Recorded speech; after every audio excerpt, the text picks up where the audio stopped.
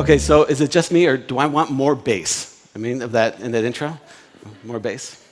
So it's great to be here with you, and actually, that's my first communication success tip: is always tell your audience there's no place in the world they'd rather be than right here, right now, with you.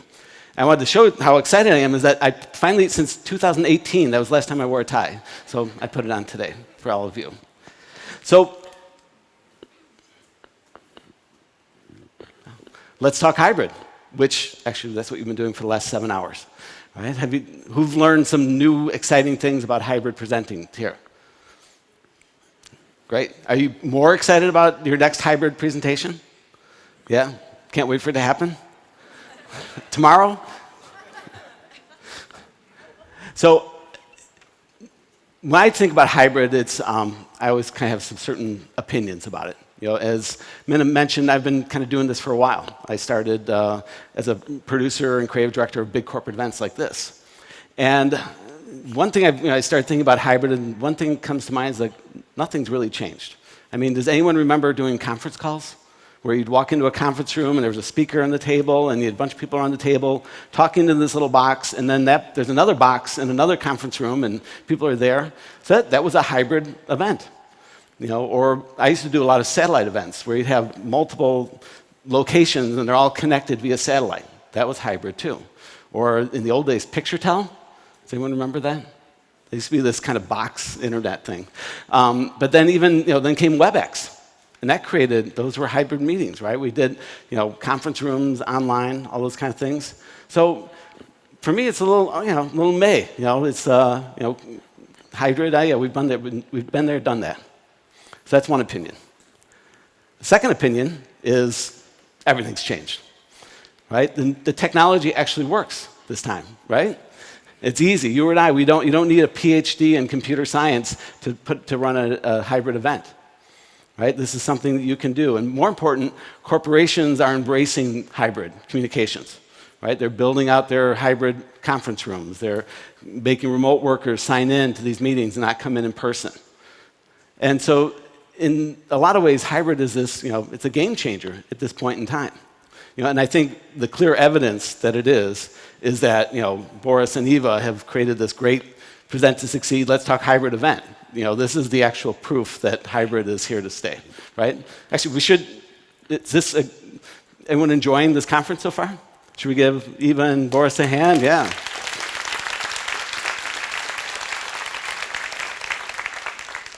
So another opinion that I have is I believe that every time a speaker stands before an audience, great things are possible.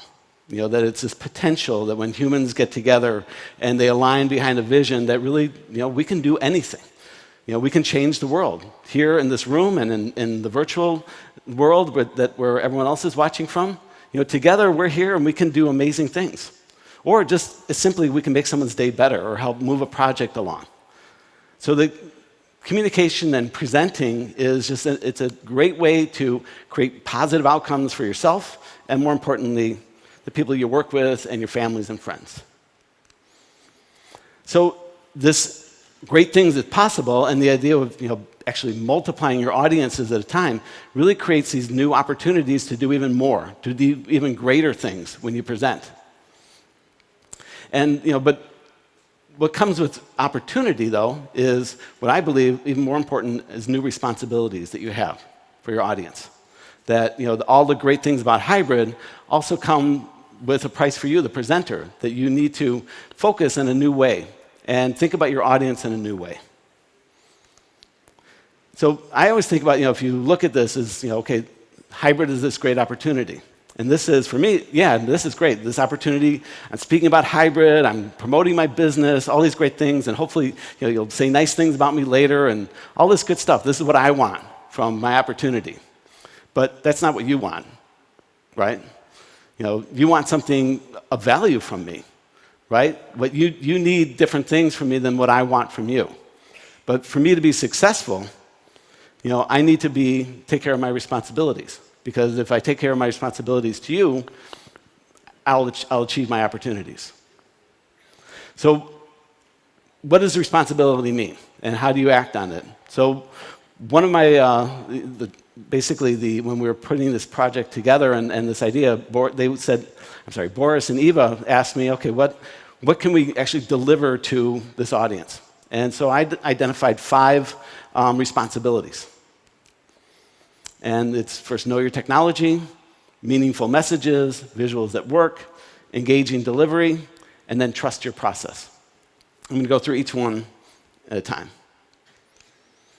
So first, know your technology. We talked a little bit about this, that these new platforms coming out are amazing, but you have to understand how they work, at least a broad understanding.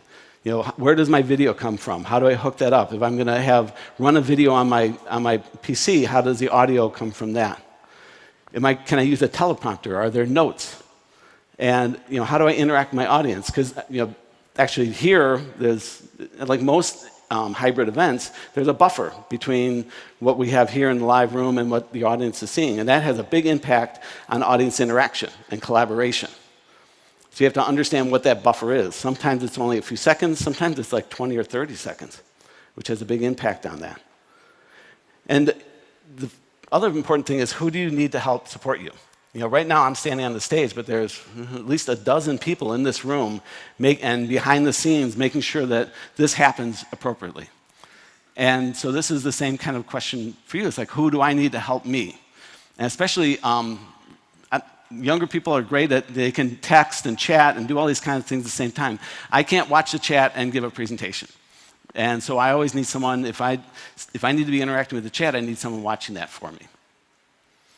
The most important thing, though, is a technical rehearsal. Before every presentation, and again, if you were here last year or joined the Present to Succeed 2022, I gave a presentation on rehearsal success, because rehearsal is very, very important. And we kind of have this, it was a joke at the end, it's like, rehearse to fail so you can present to succeed. So you will have technical rehearsals for having things go wrong and making mistakes and adjusting for that. Because if you have a perfect rehearsal, you're probably going to have problems in your actual presentation. So this is the first responsibility, is understanding the technology. Who thinks they know they're experts at hybrid meeting technology? That's a nobody. Okay.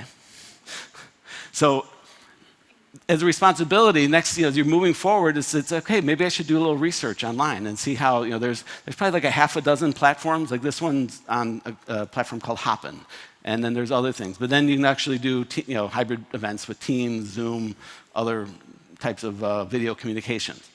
So it's, you don't have to be the expert, you just need to know enough what you don't know. So that's responsibility 1. Second one is meaningful messages. So the great thing about hybrid is this opportunity is that we get more people involved all at once. That's the great news. The bad news is that means we have all these different perspectives, different expectations, different beliefs, different everything. So our audiences are becoming much more diverse, not just in every which way possible. And for a lot of my clients, this is the biggest challenge for dealing with hybrid presentations.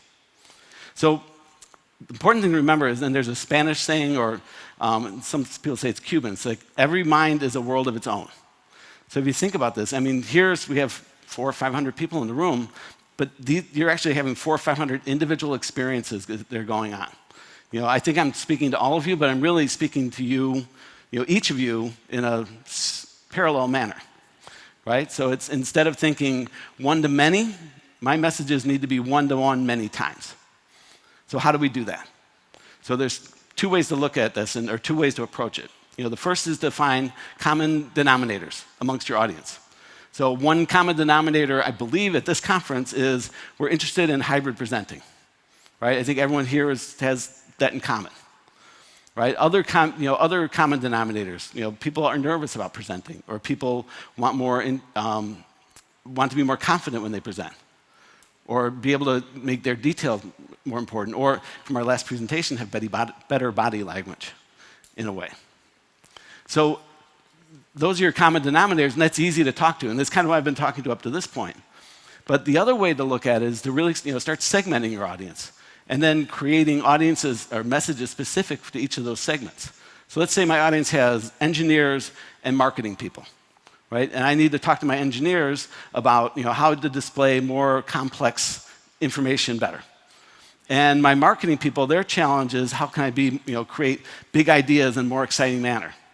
And so I talk to the engineers about that, and I talk to the marketers, but what's more important, then you compare and contrast. It's like, well, how can the marketers help the engineers? And how can the engineers help the marketers? So this is that whole idea of comparing and contrasting, and that keeps everyone engaged in what you're talking about. Because if you're speaking, if I'm not speaking about something that's of interest to you, what I'm doing is giving you opportunity to look at what other people are experiencing too at the same time. So that's that kind of idea. And then the final idea, especially in hybrid presenting, is AMD, absolute minimum detail. So it's always, instead of going, here, I have all this information I need to give my audience, it's like, no, what does my audience really need? And my little saying is, what's the WIFTA? What's in it for the audience? Because if you're not talking about stuff that's important to your audience, they're not listening. So that's responsibility number 2. 3, visuals. Actually, there's a whole track about how to create better visuals. So I'm not going to go on and on about how to create better slides. But what's really important, again, is everyone, we should know by now that your slides support you, right? Now you don't support your slides. But the other thing to think about is that they work on every screen. So here I have this great LED screen behind me, and they look great. But in virtual world, a lot of people are watching this on their phone. So if I had detailed charts and graphs and everything like that, they wouldn't be able to understand that. So you really need to know that whatever graphic you make is simple enough for a phone. And then my whole approach to graphics is that they have to add value to your presentation. And then more importantly, and I'm not an artist because they say, oh, I'll just use a flip pad. It's like, no, it would be illegible if I used flip pads. But they should aspire to be art. Your slides should want to look good.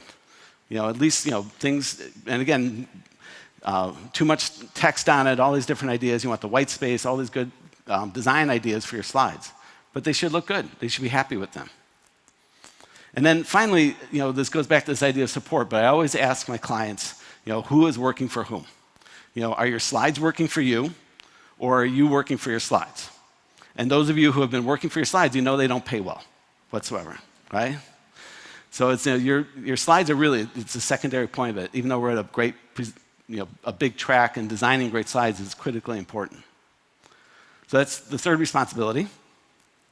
The 4th is, engaging delivery. I'll be honest, I'm not like our previous speaker, as engaging as all that. Even though I had this idea, it's like, what I'll do is I'm going to have everyone stand up and turn around and say hello to the person behind them. So think about what would happen then. Everyone stands up and turns around, and you're just speaking the back of their head. So I'm glad it didn't do that before you. But an engaging delivery is being honest and being who you are, and it takes this idea called being present and being in the moment. Because what's so when you are on stage, fight or flight reflex kicks in, and I'm worried about what I'm going to be saying next, and I forget that I'm here talking to you right now. And so that's the biggest gift you can give your audience, is to be here for you, and be present. Because that, again, if I'm thinking about something else, I can't engage with you, and you can't engage with me. So I'm right here, right now. Another concept I like in delivery is I call it owning time. And I'm a drummer, and so I use a metronome with my speakers. And it's not that I don't have it set really slow, and they go talk this slowly, but I use it as a reminder of what time really is. Because on stage, again, that fight or flight reflex kicks in, and time just speeds up. And I feel if I stop talking for a second, you're all going to think I'm an idiot, that I don't know what I'm doing. But it's just, you didn't even notice that I paused, right? And that people have talked about it all the time. So it's this idea of letting the game come to you. And do we have people who play sports, music, instruments? It's that whole idea. You have to be in the game. Let the game come to you. If you're playing basketball, you can't shoot until you're close to the rim. If you're a gymnast, you can't flip before you flopped, or flip-flop. Yeah, you have to flip before you flop. Or if you're a musician, you can't play bar 17 when you're in bar 3. Right? So it's this whole idea of letting the game come to you, and letting it unfold as time goes on. And then speaking of slides, but I stole this idea from graphic design, this idea of negative space, which is pauses, another way of looking at it. But it's creating spaces around your big ideas. So instead of going, this is important, you go, this is important. And so you're letting your audience know that they need to listen at that point in time. And then, a classic example of dynamics was our previous speaker, Stefan. He kind of calmed things down, got louder, all these great things. And that's what your audience needs, right? Who wants to hear a monotone? You can't. You have to, bring out your own personality as how you feel. And more important, you have to, kind of change your dynamics to keep your audience interested. Because if I'm always speaking in the same tone and everything like that, you kind of go on autopilot. But if I start shouting or whispering, you listen. And that's critical. The final, or not the final, but the last thing it's called checking your bag. And as a musician, so this term came from musicians, jazz musicians in New York in the 1940s and 50s. And where they go, hey man, I got your bag. Which basically means I know what you're going to play before you even play it. It's your bag of tricks. And so everyone has a bag of tricks. I know I do, and everything. But so what you want to be aware of, though, is that I'm repeating myself. They know I'm going to do this next. So I'm going to try to flip it up. I'm going to try to do things differently. And so that's checking your bag, and you should always do that for every presentation. And then the final kind of takeaway for engaging delivery is I call it embrace imperfection. Because humans, people have talked about this before. We're humans. We're not perfect. If we wanted perfection, we'd, again, have robots come up here and talk to you. You wouldn't be here. You'd send your robot. So you'd have our robots talking to each other, and it'd be really boring. So, this whole idea of imperfection is where beauty really comes from. And that, for me, the biggest shame if I don't present and share who I am really, and I stumble and I have a few missteps and words, I'd much rather know that you got to know the real me, and I was honest in who I was, and I'm putting forth an effort to do something of value for you. So that's embracing imperfection, which again I think I've given a big bear hug quite often. Finally, the final responsibility is trust your process. There's been a lot of writing, a lot of books lately about process. Instead of focusing on results so much, you focus on the process. If you take care of the process, the results will come. It's a big concept in sports, and it's creeping into the corporate world as well. But thinking about your process, it's your secret weapon. This is how you can create consistent outcomes time and time again, and it gives you an idea, a place to start, so you're always not reinventing the wheel every time you have to give a presentation. And so it's a process that starts you from an idea, so here's my topic, to applause, right, to the end of it, and delivering your topic from that. And you want to build it based on your strengths and minimize your weakness. So speaking of process, again, having a process is how you get consistent results. So Minna mentioned, that I've been, doing this for a while. And so I mentioned I started as a creative director, writer, producer of large corporate events, like Present to Succeed, oftentimes much bigger, Fortune 100, multi-million-dollar budgets, those kind of things. And, what I had to do on a daily basis, deliver creative outcomes and processes, and on time, on budget, high quality. And I developed my own process. But I didn't actually realize that at the time. All I knew was this is how I work. But a couple of years ago, I decided to make a course, like 10,000 other coaches. But what I did is I actually turned around and looked at how I did things and turned it into this process. And I call it, Creative Success Beginnings. And I'm going to step through these steps for it. It's a 10-step process, and there's actually 4 sections within that. So the first section is foundations, which is, you can't be successful unless you take care of this first. So it's knowing your topic, what are you saying, and then more important, it's defining your purpose. And I talked purpose a little bit before about, the desire to do something, but it's even beyond that. It's the value you give to your audience. because your audience doesn't want you to deliver a presentation, they want you to deliver something of value. And so this is critical in terms of, think about a lot of poor presentations and speeches that you've seen, they've lacked a purpose. And without a purpose, you're not going to have a great talk. The second section is creation, where you actually kind of get to work. And this begins with outlining your strategy. How are you going to engage, empower, and energize your audience? So this is critical, and so much of that starts with the WIFTA, right? Understanding your audience's perspective, what they need. And then comes developing your messages, which for me, I always work with my clients to, what are your primary messages? What are your declarations, conclusions, or I call them motivating conclusions that you want your audience to walk away with? And then from there, what are the secondary messages, the data, the stories, all the other information that you want that support those messages? So once you have your messages, then comes actually the fun part, which I call creating an experience arc, which again is coaching language for your outline. But it's but instead of like a logical outline, right? A to B to C, therefore D, which is kind of the way we were set up and we were taught in school how to put things together, right? This is like bringing in I'm from Chicago, so it's bringing in the drama as that, or the drama. And how do we make this a more engaging, more of an experience for our audience? So it's using dramatic idea of conflict to resolution, or using dramatic techniques like a flashback or parallel storylines. So really thinking about your messages and putting them into the experience and making them an experience. So that's kind of you're halfway there. Then comes preparation.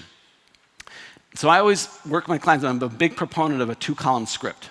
So you have, on the right side is your talk track, or if you have a teleprompter, your word-for-word script. And then on the left side are your call-outs, or your visual call-outs. So this way you're not spending your time in PowerPoint making your slides and figuring out how to say it. This is my message, what's going to visualize that? And so often it makes your slides, again, much more direct and meaningful and powerful and supportive. And then from the 2-column script, then you go, and notice this. This is step 7, is you open PowerPoint. So again, so many of us, I got to give a presentation, open a PowerPoint, shuffle up some decks. Now what do I say? That's messaging your visuals. And now you're at a point, though, you're visualizing your messages in this section. And then step 8, one of the most critical, is you rehearse, and rehearse, and rehearse, and rehearse. So again, from last year, my magic formula is 50% of your preparation time is spent putting your content together, and another 50% rehearsing.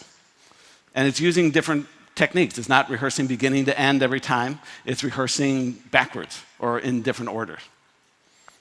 So you rehearse, you're ready, and then comes the moment of truth for execution, and you deliver your talk. And you're confident, you're authentic, you're engaged. And then the final step, which is as important as all of them, is advancement. How do you get better? How do you raise the bar? How do you push new boundaries? And so that's a process. And again, as I mentioned earlier, this is my process that came from, and so feel free to steal whatever you want from it. But whatever you have to come up with your own process for what works for you and works for your environment. And because sometimes, again, if you're in a creative mode, you have to go through a lot of review sections and all these different types of things. So you need to kind of figure out your process for that. So the key for all of this is these responsibilities. It all begins with looking at your hybrid presentations in a different way. Again, not as an opportunity, but this idea of a responsibility. So for more information about that, and I think I'm a sponsor, so I have a booth out front, and I'd love to have more conversations with you here or after the session. And if you can actually do it here on the screen, but if you go by, there's a little QR code, and you can sign up to win a free coaching session with me. So we're going to give away 10 of those. And so at this point, I'd like to open things up for questions. For one question. Okay. Make it count.